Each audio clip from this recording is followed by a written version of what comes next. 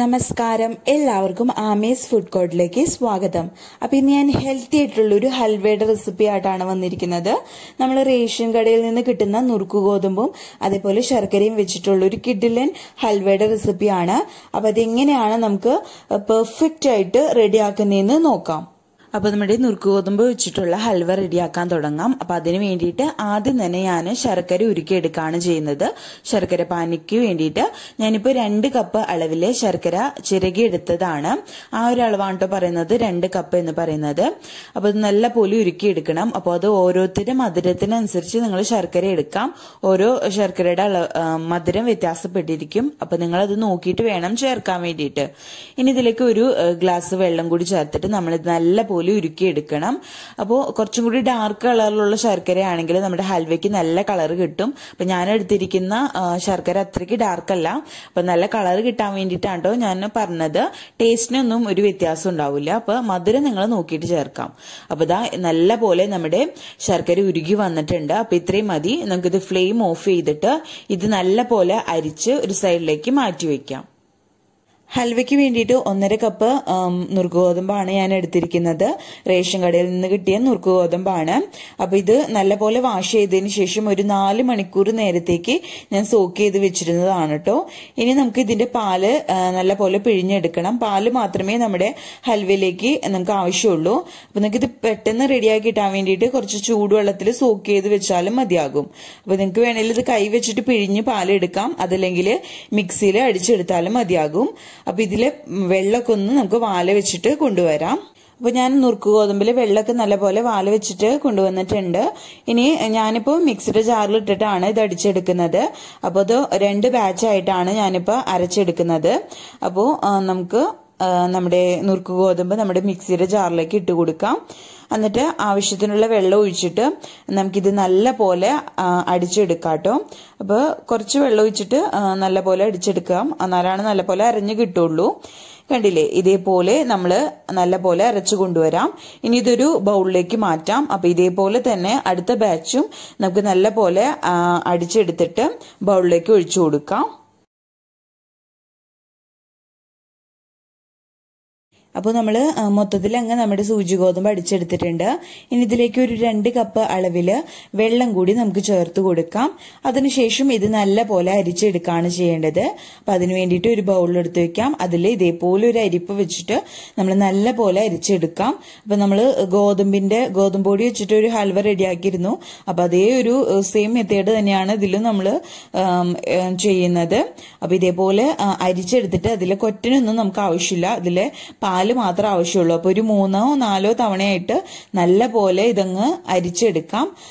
എന്നാലാണ് നല്ല സോഫ്റ്റ് ആയിട്ടും നല്ല സ്മൂത്ത് ആയിട്ടുള്ള ഹൽവ നമുക്ക് റെഡി ആക്കി കിട്ടുള്ളൂ.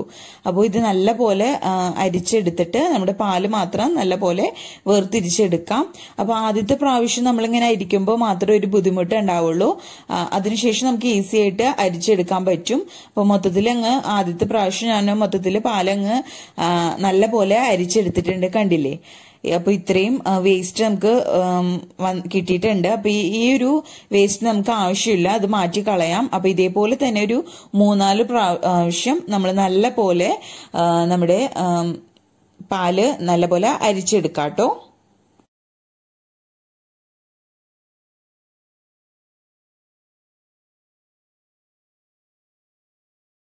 ഇപ്പൊ ഇതാ നമ്മൾ പാല് നല്ല പോലെ അരിച്ചെടുത്തിട്ടുണ്ട്. കണ്ടില്ലേ, ഒട്ടും കൊറ്റനില്ലാതെ തന്നെ നമ്മളിത് നല്ല സ്മൂത്ത് ആയിട്ട് നല്ല പാല് മാത്രമായിട്ട് നമ്മൾ വേർതിരിച്ചെടുത്തിട്ടുണ്ട്. അപ്പൊ ഇത്രയും മതി. നമുക്കിതൊരു സൈഡിലേക്ക് മാറ്റാം. ഇനി നമുക്ക് നമ്മുടെ ഹൽവ റെഡിയാക്കാൻ തുടങ്ങാം. അപ്പൊ നമുക്ക് ഹൽവ റെഡിയാക്കാൻ തുടങ്ങാം. അപ്പൊ അതിന് വേണ്ടിയിട്ട് ഒരു നോൺ സ്റ്റിക്കിന്റെ പാത്രമാണ് ഞാൻ യൂസ് ചെയ്തിരിക്കുന്നത്.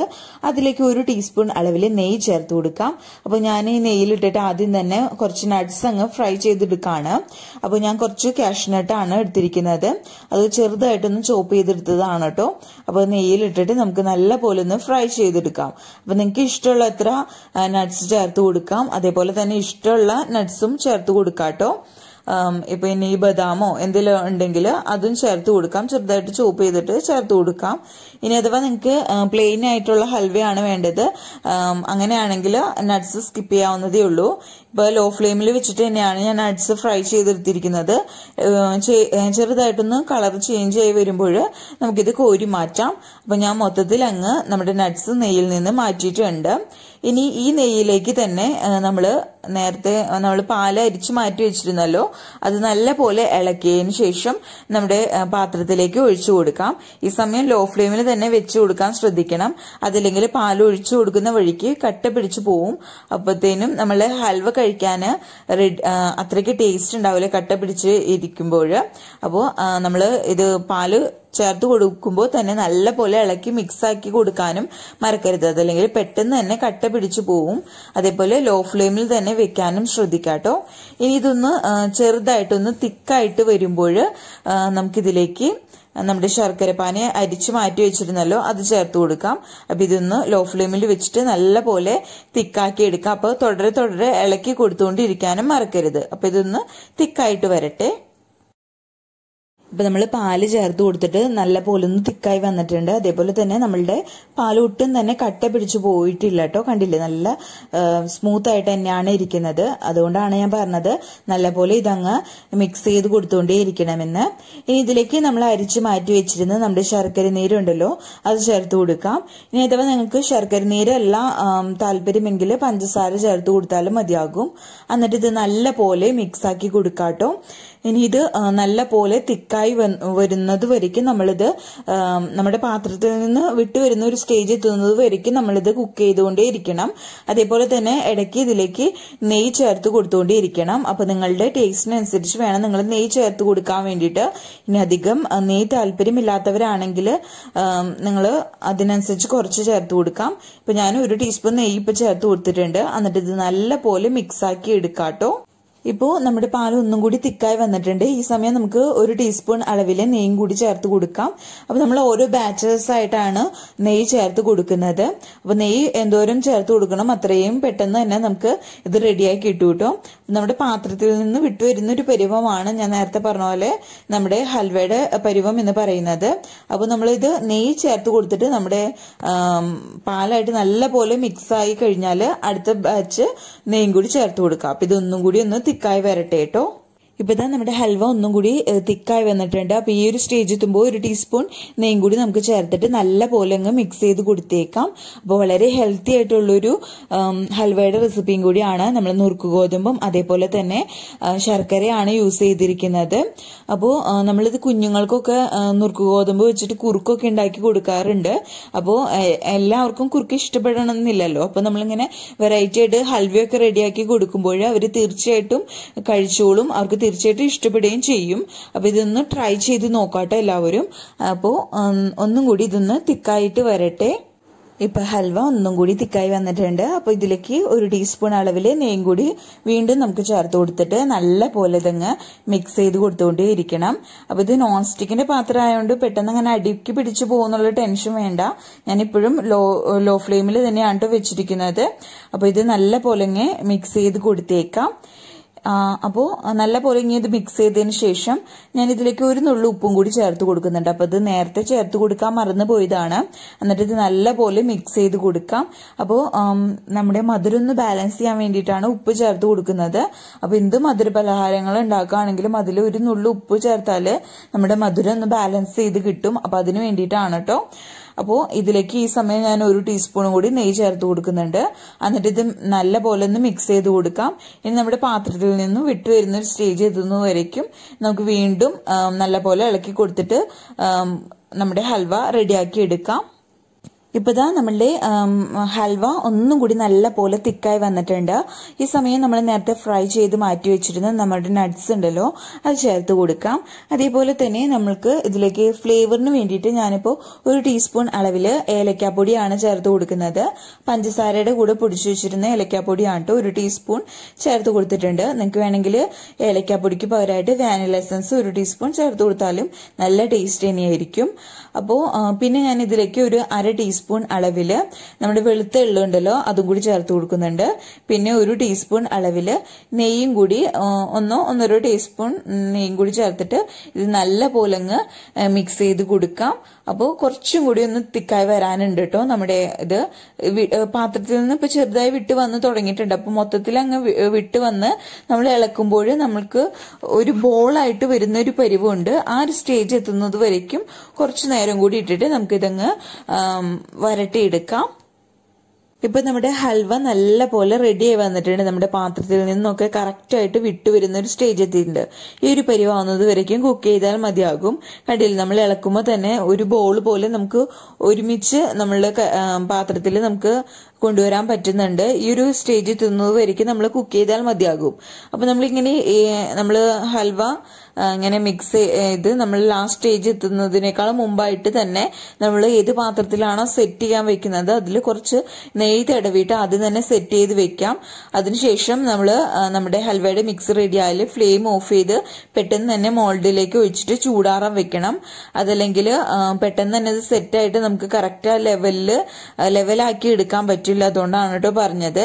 അപ്പൊ ഇത്രയും മതി. നമ്മുടെ ഫ്ലെയിം ഓഫ് ചെയ്തിട്ട് പെട്ടെന്ന് തന്നെ നമുക്ക് ഇത് മോൾഡിലേക്ക് മാറ്റിയിട്ട് ചൂടാറാൻ സെറ്റ് ചെയ്യാൻ വേണ്ടിയിട്ട് വെക്കാം. അപ്പൊ ഇതാ ഞാൻ ഇതേപോലത്തെ ഒരു കേക്ക് ടിന്നാണ് നമ്മുടെ ഹൽവ സെറ്റ് ചെയ്യാൻ വേണ്ടി വെക്കുന്നത്. അപ്പൊ അതിലേക്ക് നെയ്യ് തടവി വെച്ചിട്ടുണ്ട്. അതിലേക്ക് നമുക്ക് പെട്ടെന്ന് തന്നെ നമ്മുടെ ഹൽവയുടെ മിക്സ് ഒഴിച്ചെടുത്തിട്ട് പെട്ടെന്ന് തന്നെ ഇതൊന്ന് ലെവലാക്കി കൊടുക്കാട്ടോ. അപ്പോൾ 1 ടീസ്പൂണിൽ ഞാൻ കുറച്ച് നെയ്യ് തടവിയിട്ട് എടുത്തിട്ടുണ്ട്. അപ്പോൾ പെട്ടെന്ന് തന്നെ നമുക്ക് ലെവലാക്കി എടുക്കാൻ പറ്റും. അപ്പോൾ ടീസ്പൂൺ വെച്ചിട്ട് ഇതേപോലെ ഒന്ന് പ്രസ് ചെയ്തിട്ട് നല്ല പോലെ ഇതങ്ങ് ലെവലാക്കി കൊടുക്കുകയാണ് ചെയ്യേണ്ടത്. അപ്പോൾ നല്ല ചൂടിലാണ് ഇരിക്കുന്നത്. അപ്പോൾ പ്രത്യേകം ശ്രദ്ധിച്ചിട്ട് തന്നെ ഇത് ലെവലാക്കി കൊടുക്കാം. കണ്ടില്ലേ, ഞാൻ നല്ല പോലെ ലെവലാക്കി എടുത്തിട്ടുണ്ട്. അപ്പൊ ഇത്രയും മതി. ഇനി ഇത് നല്ല പോലെ ചൂടാറാൻ വെക്കണം. ചൂടാറി കഴിഞ്ഞതിന് ശേഷം നമുക്കിത് നല്ല പോലെ സെറ്റ് ആയതിനു ശേഷം മാത്രം മുറിച്ചെടുക്കാം. അപ്പൊ ഇതൊന്ന് നല്ല പോലെ ചൂടാറി വരട്ടെ. ഇപ്പൊ ഇതാ നമ്മുടെ ഹൽവ നല്ല പോലെ ചൂടാറിയിട്ട് വന്നിട്ടുണ്ട്. കണ്ടില്ലേ, നല്ല പോലെ സെറ്റായിട്ട് വന്നിട്ടുണ്ട് കേട്ടോ. ഇനി ഇതൊരു പാത്രത്തിലേക്ക് മാറ്റാം. അപ്പൊ നല്ലപോലെ ചൂടാറിയതിന് ശേഷം മാത്രം ഇത് മോൾഡിൽ നിന്ന് മാറ്റിയിട്ട് നമ്മളിത് കട്ട് ചെയ്തെടുക്കാൻ പാടുള്ളൂ. അത് പ്രത്യേകം ശ്രദ്ധിക്കാം. കണ്ടില്ലേ, നല്ല തിക്കായിട്ട് തന്നെ നല്ല പെർഫെക്റ്റ് പരുവത്തിൽ തന്നെ നമ്മൾ കടയിൽ നിന്ന് വാങ്ങുന്ന ഒരു ഹൽവയുടെ ടെക്സ്റ്ററിൽ തന്നെ നമ്മുടെ നുറുക്ക് ഗോതമ്പ് വെച്ചിട്ടുള്ള ഹൽവയും റെഡിയായി കിട്ടിയിട്ടുണ്ട്. ഇനി ഇതൊന്ന് കട്ട് ചെയ്ത് കാണിച്ചു തരാം. അപ്പോൾ കണ്ടില്ലേ, നല്ല സോഫ്റ്റ് ആയിട്ടാണ് ഇരിക്കുന്നത്. നമ്മൾ കട്ട് ചെയ്തെടുക്കുമ്പോൾ തന്നെ അറിയാം നല്ല പോലെ സോഫ്റ്റ് ആയിട്ടാണ് ഇരിക്കുന്നത്. അതേപോലെ തന്നെ ഒട്ടും തന്നെ ഒട്ടി പിടിച്ചിട്ടില്ല. നമ്മുടെ കത്തിയുമേ നല്ല പെർഫെക്റ്റ് ആയിട്ട് തന്നെ കിട്ടിയിട്ടുണ്ട് കേട്ടോ. അതേപോലെ നല്ല പോലെ ചൂടാറിയും വന്നിട്ടുണ്ട് നമ്മുടെ ഹൽവ. അപ്പോൾ നമുക്ക് എന്തോരം വലുപ്പത്തിലുള്ള പീസസ് വേണം അതിനനുസരിച്ച് നിങ്ങളിത് കട്ട് ചെയ്തെടുക്കാം കേട്ടോ. അപ്പൊ നല്ല ഹെൽത്തി ആയിട്ടുള്ള അതേപോലെ നല്ല ടേസ്റ്റി ആയിട്ടുള്ള ഒരു ഹൽവയുടെ റെസിപ്പിയാണ്.